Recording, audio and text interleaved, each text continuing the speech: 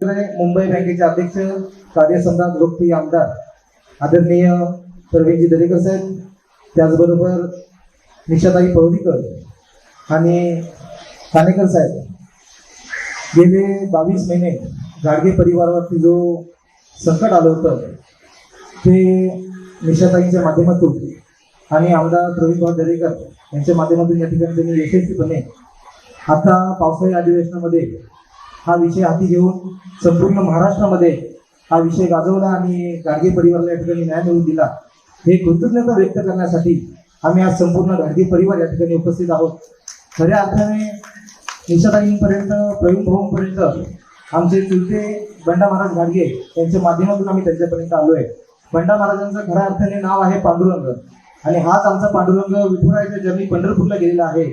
तर आम्ही बाकी सर्व गाडगे परिवार प्रवीण भाऊंच्या माध्यमातून प्रवीण भाऊंनाच आम्ही या ठिकाणी विठुराय मानतोय आणि त्यांचं दर्शन घेण्यासाठी संपूर्ण गाडगे परिवार या ठिकाणी आलेला आहे। त्याचबरोबर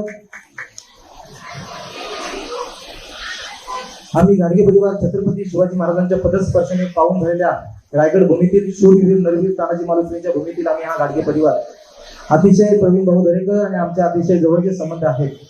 परंतु निशाताईंमुळे हा विषय मार्गी लागला।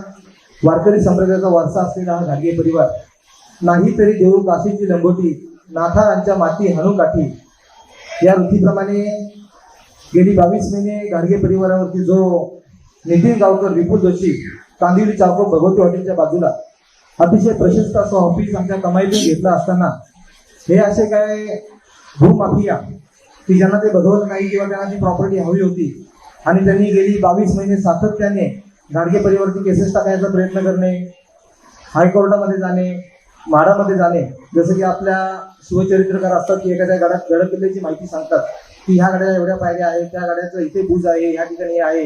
पण आमचे काकानी काकी तुम्हाला म्हाडामध्ये किती पायऱ्या आहेत, मलक हाऊसला किती पायऱ्या आहेत, की गेली 22 महिने तरी चढ उतार या ठिकाणी चालू आहे।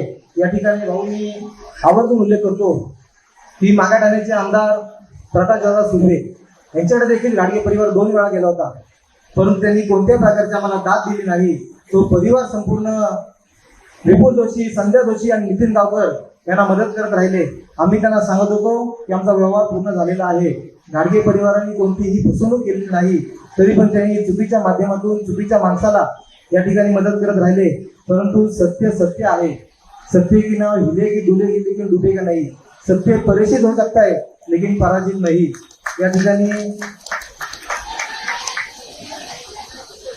बोलून माझे 2 शब्द संपवितो। निशाताई पळवलीकर आणि आमदार प्रवीण भाऊ दरेकर यांना मी शुभेच्छा देतो व मी या ठिकाणी आभार व्यक्त करतो। जय हिंद, जय महाराष्ट्र, रामकृष्ण हरी।